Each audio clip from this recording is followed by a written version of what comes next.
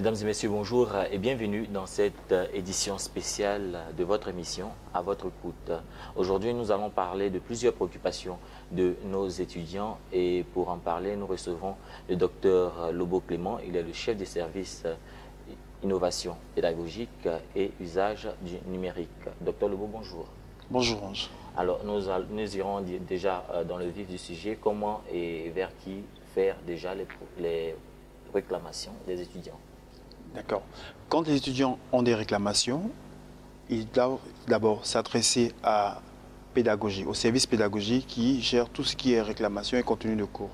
C'est à cette adresse-là que les étudiants sont appelés, sont invités à soumettre tout ce qui est préoccupation de notes, de cours, tout souci qu'ils rencontrent dans leur contenu pédagogique.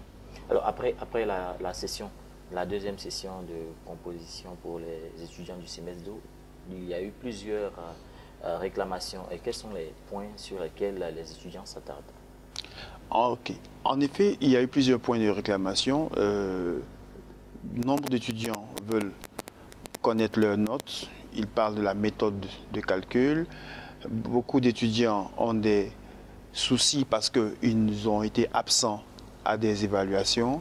Certains étudiants ne savent pas quelle est la complémentarité qui doit être opérée entre les EQE. Donc, ils veulent connaître un peu tous ces points-là. Voilà un peu en substance, voilà un peu ces points qui sont relevés. Alors, docteur, pour quelqu'un qui a eu gain de cause après réclamation, pense-t-il avoir validé son semestre 2? Il est bon de savoir que quand on a eu une réclamation traitée positivement, il faut d'abord s'assurer du nombre de crédits que nous avons obtenus après cette réclamation-là. Est-ce que l'étudiant a 30 crédits pour le semestre en question? S'il a 30 crédits, alors l'étudiant peut être rassuré que ce semestre est sans équivoque. Quand l'étudiant n'a pas 30 crédits, il faut qu'il puisse comprendre que le conseil pédagogique de l'université virtuelle permet que 80% des crédits obtenus puissent permettre à l'étudiant d'être dérogé, c'est-à-dire de passer au semestre suivant en ayant des crédits à rattraper l'année d'après. C'est-à-dire qu'il aura 48 crédits sur 60 crédits.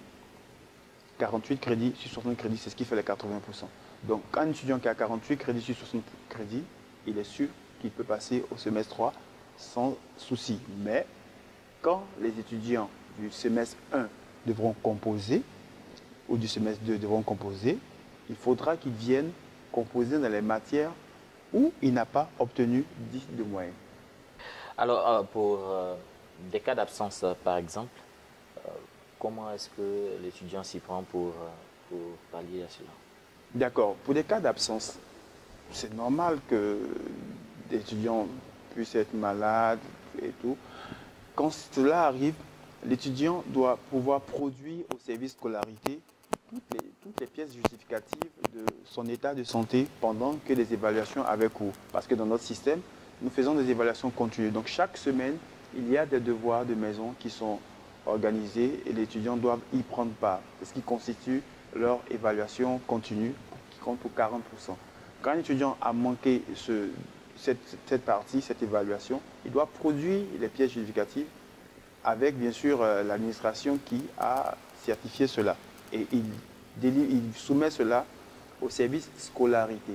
À l'UVCI, tout est numérique, donc il fait la photocopie, il scanne les documents médicaux, les certificats médicaux, l'arrêt médical, tout cela, il scanne cela et puis il adresse cela par mail à Scolarité. Donc c'est Scolarité SCOLARITE@uvci.edu.ci.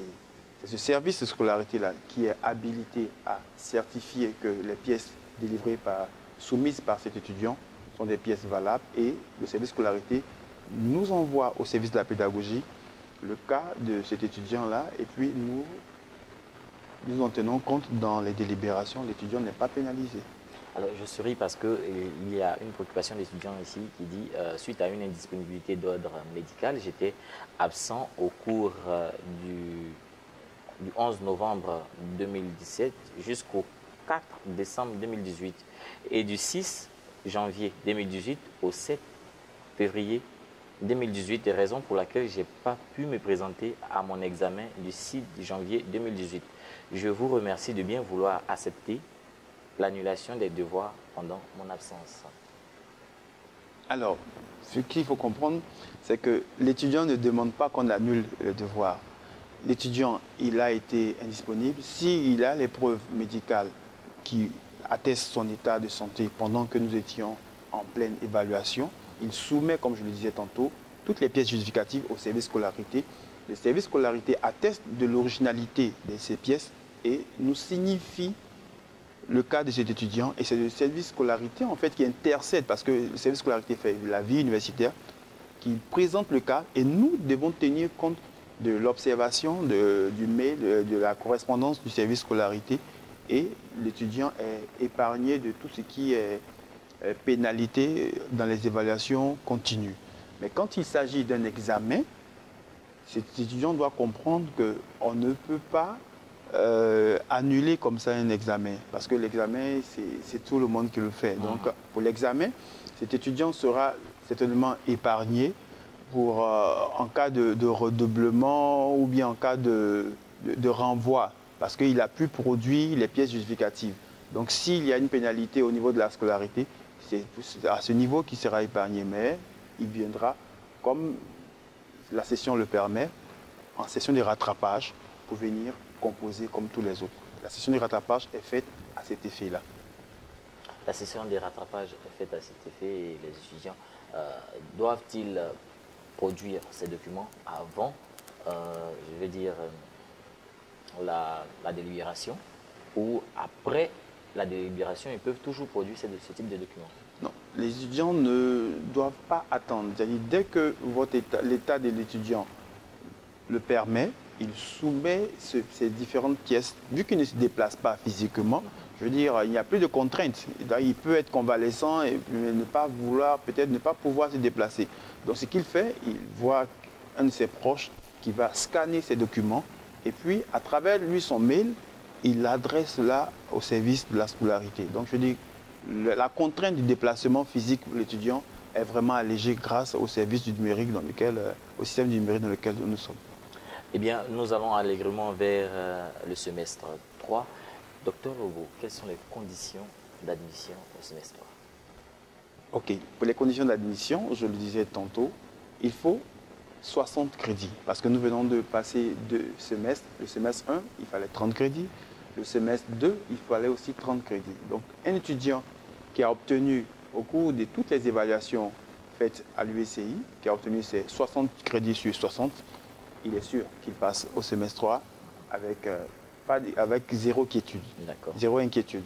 Mais un étudiant qui a obtenu son semestre 1 avec des crédits en moins, c'est-à-dire, je prends le cas où il a obtenu peut-être 24 crédits, et le semestre 2 où il a obtenu 24 crédits encore, ça fait 24 plus 24, donc 48 crédits. Ces 48 crédits constituent 80% de tout le total des crédits. Cet étudiant est dérogé. Il passe au semestre 3, mais quand viendra le moment de composer pour les tout nouveaux qui sont rentrés au semestre 1, il faudra qu'ils viennent reprendre les examens dans les matières où il n'a pas obtenu 10 de moyenne. Donc les UE où il n'a pas obtenu 10 de moyenne, il revient. Et là, ce qu'il faut faire comme précision, c'est que tout ce qu'il a obtenu comme devoir de maison l'année précédente n'est plus valable à cette période-là. Donc il faudra qu'il refasse d'autres devoirs et un autre examen parce que c'est une nouvelle année, c'est un nouveau semestre. Alors merci beaucoup Dr Lobo pour toutes ces précisions. Nous avons pris plaisir à partager avec vous, étudiants de l'Université virtuelle, toutes ces informations. N'oubliez surtout pas de vous abonner sur notre chaîne YouTube UVCI.tv, le numérique à portée des mains.